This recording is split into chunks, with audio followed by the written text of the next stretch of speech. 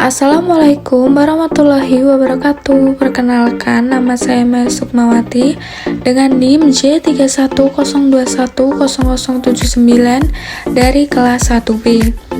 Dalam video kali ini, saya akan menjelaskan mengenai proyek warga negara mata kuliah Pancasila yang telah saya buat.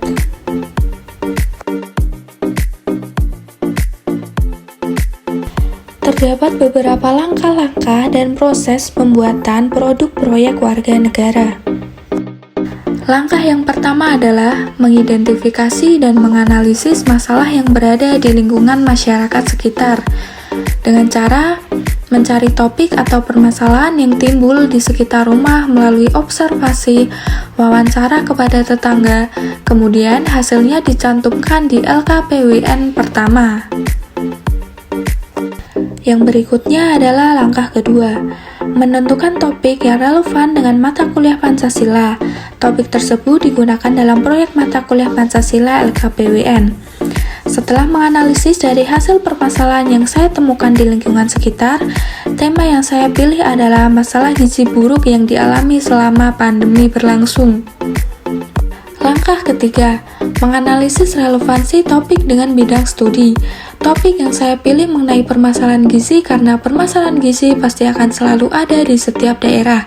Namun karena adanya pandemi, permasalahan gizi tersebut semakin meningkat dan harus diperhatikan seperti memberikan edukasi gizi.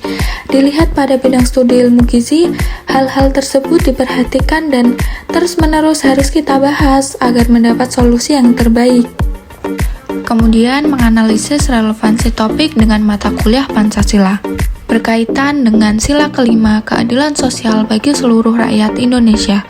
Masalah ekonomi semakin marak.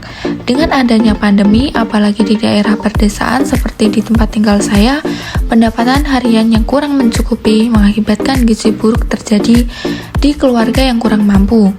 Pemerintah seharusnya memperhatikan masyarakat yang tinggal di perdesaan dengan berbagai masalah yang timbul seperti ekonomi dan kesehatan, supaya tidak ada ketimpangan mengenai hal tersebut antara di desa dan di kota. Langkah yang keempat, menentukan jenis produk yang akan digunakan. Produk yang saya pilih adalah membuat poster. Alasannya, karena dengan poster ini semoga dapat membuka pikiran masyarakat sehingga angka penderita gizi buruk dapat perlahan menurun. Yang selanjutnya adalah langkah kelima. Langkah kelima yaitu mengumpulkan data, sumber referensi yang berkaitan dengan topik yang saya pilih. Referensi pertama yang saya dapatkan adalah buku. Dalam salah satu buku menuliskan bahwa permasalahan gizi anak merupakan salah satu risiko dampak sosioekonomi terhadap anak-anak yang ditimbulkan oleh pandemi COVID-19. Jumlah balita berisiko lebih tinggi mengalami kurangan gizi atau gizi buruk selama masa pandemi. Referensi kedua yang saya dapatkan adalah dari artikel jurnal. Status gizi yang buruk meningkatkan terjadinya resiko berbagai penyakit infeksi seperti tuberkulosis yang dapat menyebabkan kematian. Erni Rita et al. 2020. Referensi yang berikutnya adalah dari media cetak. Seperti yang kita ketahui bersama, beberapa penyebab yang mendasari terjadinya masalah gizi adalah ketersediaan atau akses pangan, baik di tingkat masyarakat maupun keluarga, serta faktor ekonomi. Pada masa pandemi COVID-19 ini, pelayanan gizi lebih diprioritaskan kepada kelompok balita dan ibu hamil, serta menyusui yang beresiko. Referensi yang keempat adalah dari media online, tirto.id. Masalah gizi buruk dan campak di Papua menjadi kejadian luar biasa.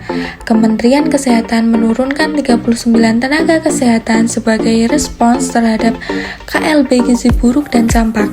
Selain itu, bantuan juga diberikan TNI dengan mengirimkan Satgas Kesehatan.